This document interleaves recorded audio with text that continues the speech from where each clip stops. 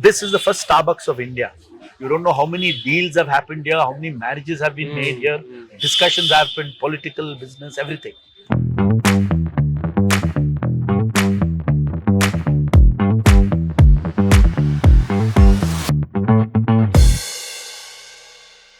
Mr. Diwakar sir, thank you so much for giving us the time.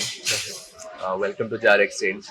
Sir, you've not been giving a lot of interviews. You've not been in the media. Any specific reason for that?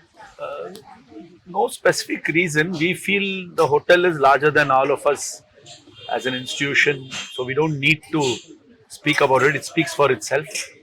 Sir, let's begin with the story of Airlines. How did it all start? It was started by my father in 1968. He was running a hotel in Mysore, similar concept but smaller. Wanted to, of course, move out of Mysore because a smaller city, larger. Bangalore was where everything was happening, being capital and all. So he found this place belonging to Mr. Thomas, Okay. and took him to Mysore, showed him what he was running there, and convinced him to lease this to us to run as a hotel. This is which year, sir? 1968, November 17th. And In fact, another month by now, we'll be completing our 55th year. and when did you start, sir? I started managing the hotel in 1984, right after my graduation. So next year it'll be 40 years since I'm managing the hotel. So how has the journey been, sir? And can you also tell the audience why the name Airlines? See, the name Airlines, I was too small. I was 6 years old when my father opened the hotel. So we really don't know why the name was given, because maybe around that time, I think the HAL airport put Bangalore on the air map of India. So they had an office across the road, booking office. So maybe to do with that and attract maybe airline customers, they named it Airlines Hotel. There are different stories on the Yes. internet. That's why I thought I will No, ask this you. is the story which has been most consistent with us. Okay. We are not aware of any other version. Sir, what do you think is the reason that it is still so relevant? It is like an iconic place here. One is, of course, The food. without having to say the ambience first. Then our food is very consistent. We have stuck to our core competence, which is South Indian food. So we have stuck to the same idli, vada, dosa, coffee for 55 years. Over the years, we've added on other items also like North Indian food, chaat.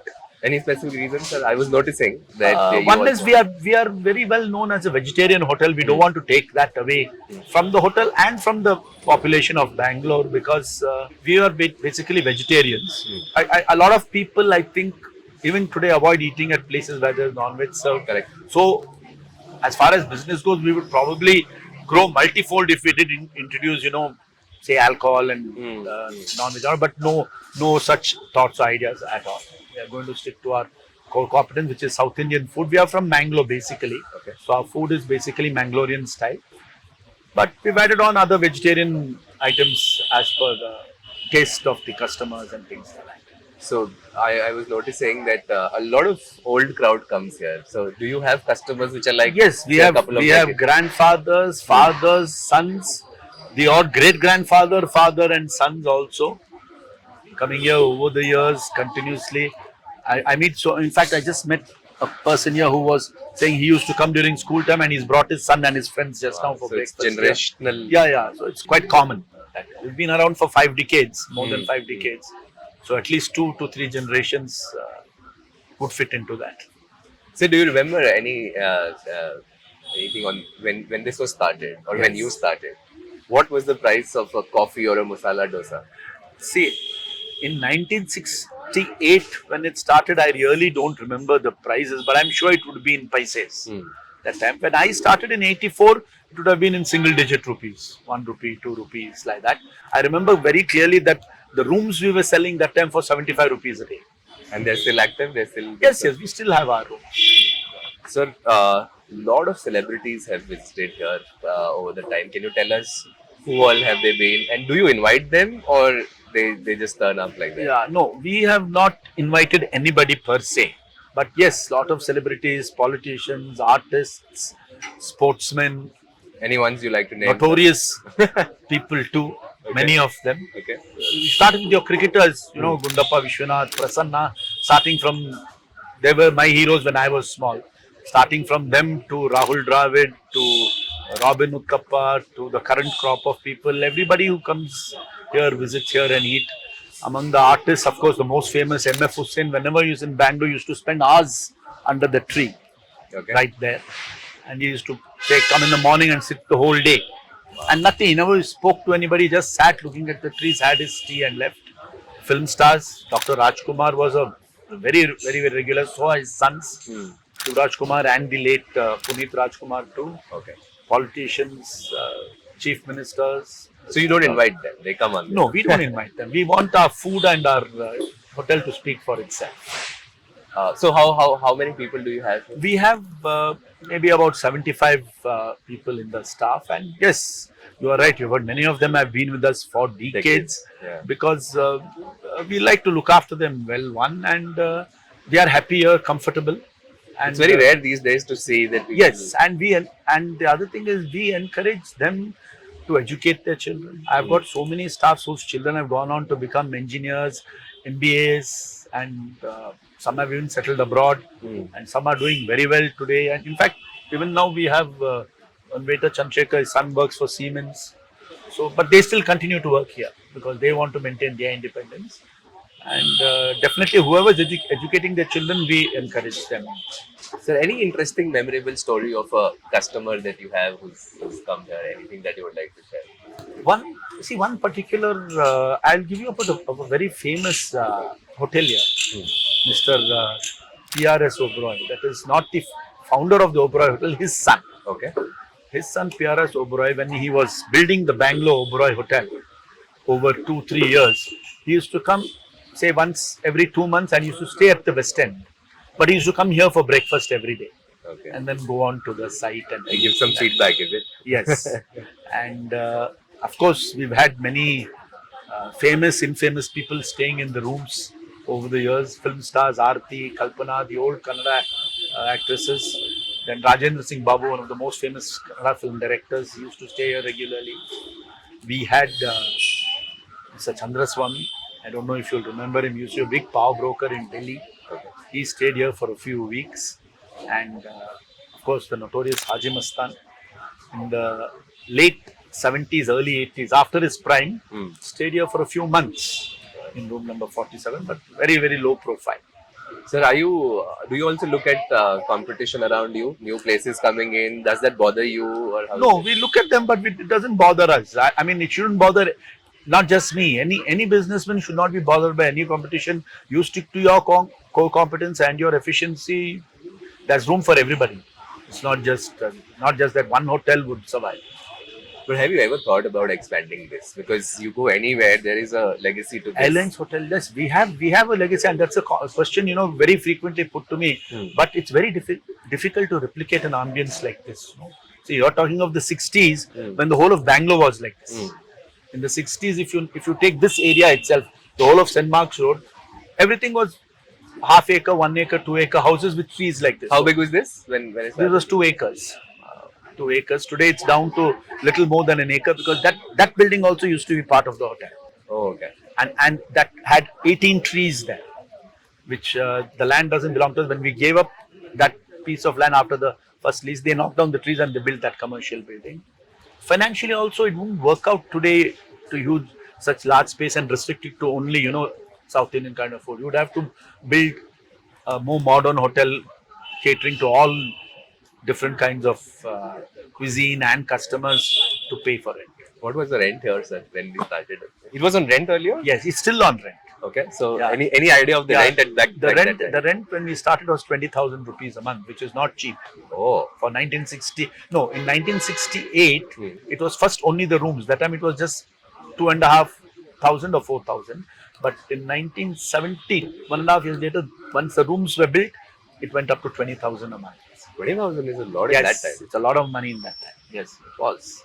Do you have any idea how would this look like, say, in 2050? I hope it looked the same, but if it was up to me, it would look the same and modernized to current and future standards, of course. But unfortunately, I don't own the land, so we've got to see what happens. You have to give respect to the people who own the land and things like that. But left to me, it would still remain the same. Is your future generation also going to take this up? Pardon me, this is a personal yeah, question, but I want to understand. I don't know. My daughter's a professor in English. Okay. Yeah, she's teaching in the University of York in England. So I don't. She's an academic, so I don't doubt she's going to come into the business. My son has done his economics and marketing, but he's got a startup himself. Oh, nice. But he's still very young, so I don't know in future if he will come or not. But as of now, he's doing his own thing. Sir ये जीरा पानी की कहानी क्या है? Because ये जीरा पानी, this is very yes, very unique unique. to जीरा this. पानी तो हमेशा यहाँ था. Hmm. We never used to offer it to the customers. Okay. I personally, I've been looking after the hotel 40 years. I've drunk only this water here because it's boiled water and this thing. And of course, the regular water which we give the customers is filtered water. But after COVID, we started boiling the water with jeera and cardamom and a little bit of lavang, so that there was so much of fear about health and getting the virus. So we started giving this water to all customers, and then we continue now. So it's safe. Everyone is yes. Do you eat here often, sir? Oh, I taste the food every day Okay. and eat at least maybe half a dozen times a month. Because at home you should realize we make the same food at home. Okay. Yeah, because they are South Indians, they make the same food at home that's replicated here. But I do taste the sambar, the rice bath, the khara bath every day. Every day. Yes.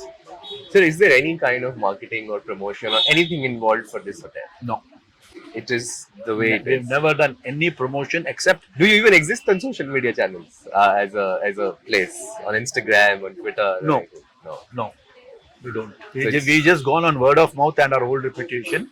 But for the first 10 years, from 1968 to 1978, November 17th is the day the hotel was opened. So November 14th is Children's Day. So for the first 10 years, every Children's Day, my father used to have some kind of program for the children whose parents were bringing them regularly to the hotel. And on 17th, we would have a function, and those parents and children would be invited, and they would be given prizes and things like that. That was the only promotion I can think of which they did. Otherwise, It's just word of mouth. We are the first drive-in restaurant and hotel in Bangalore. Okay. In Bangalore, not in the state, because the first one in the state was opened by my father itself in Mysore. Mysore. Sujata. That was called Sujata. So this was the first one in Bangalore, and now we are the last one remaining. There was a time in the late 70s and 80s when there were about more than a dozen in Bangalore drive-ins, but now today only we remain. Every others have shut down. Do you get feedback from customers? This is not good. This Plenty. Is not good. Is it? Plenty, like any other hotel. Because generally the feedback comes online on, say, the platform. That is now. That is now. I'm available here at least 8 to 9 hours a day. So you sit here itself. Yes. I come here by 9:30 in the morning. I'm here till about 1:30. Then I come back by 4:30. I'm here till night 9. So many people will message me. Some people will come to my office and talk to me and tell me this is not right. While walking around, if I see somebody's left some portion of a dish, I say, why did you leave it? I will ask, was there any problem with it? That way. We get plenty of feedback. Because whenever me and my family we go to Kaban Park on Sundays, it's fixed that we'll come here for breakfast. Oh yes, And then I find a lot of people from Kaban Park. yes, that's what I'm saying. Not to dismiss that, but you would be one among thousands. Maybe. Correct. But that's been just a way it has been Yes, for me. yes. I've been here for 10 years now. So one dish that you would like to eat forever from your own restaurant? The sambar. The sambar. Yes, because it goes with the idli, it goes with the vada, it goes with the dosa. And you say that this is the same kind of food you cook at home. Yes. What is it for the young generation to see here? I see a lot of fancy cars coming in. Yes. It's- One is, see, our coffee is very popular, our dosa is very popular. And for them, this is a place to hang out. They come for a coffee, they're here for 3 hours. It's just a pit stop or it's Yes, something. no, in fact, I didn't see it. A few youngsters recently told me this is the first Starbucks of India. Wow. This Starbucks came later, because from the time we opened, we have people, okay, maybe 50% will come, have their coffee, have their breakfast or lunch or whatever, and move on. But the balance 50% come here, sit, discuss. You don't know how many deals have happened here, how many marriages have been made here, how many discussions have happened, political, business, everything. I've got more than a dozen friends who met here, who dated here and then got married. And I'm seeing customers here who, when I joined the business in 1984. I've met couples who were dating that time, came here, now they're bringing their children and coming here. So do you also look at it like a proper business? Do you have projections that next year we will do 20% more revenue, something like that? No, nothing like that. No, Nothing I like don't that. have all those things.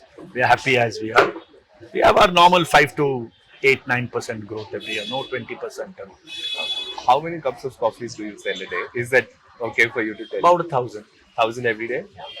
And the weekends would be Weekends it goes up to 2,000. You should realize our coffees are not cups; they're glasses of coffee. One glass of coffee equals to 2 cups of any other hotel. See, most hotels will give you coffee about 90 to 100 milliliters, 80 to 100 milliliters. Our coffee, we give 160 to 180 milliliters. So I would say at least, being very conservative, 40% of them would make the coffee 1/2. correct. So actually, maybe 1,500 people are drinking the coffee, but for us, the sales is 1,000. What does it mean to you to have more money, wealth in your life? This is a question we ask everyone. See, let me put it like this: it is important, definitely, but if you take, say, top 5 things important to me in life, money would come 4 or 5, not 1, 2, 3. What would be the ones? One would be definitely peace of mind. Okay. Okay. Two would be to see your family, children settled well. Three would apply the same to my friends and relatives. Then 4 or 5 would be money and other material comforts. But was it the same when you did not have that? Maybe a notch. Maybe a notch. For example, in my younger days, I would be more interested in sport than money. I've played a lot of sport. I've played hockey up to state level, football up to university level. I played squash up to senior national level. So I'm a major sport fan. I follow all the sports on television. So in my younger days, I was more occupied with sports than making money. I wanted to make money just to eat out. I love eating out. And if you have more money, does that change your life?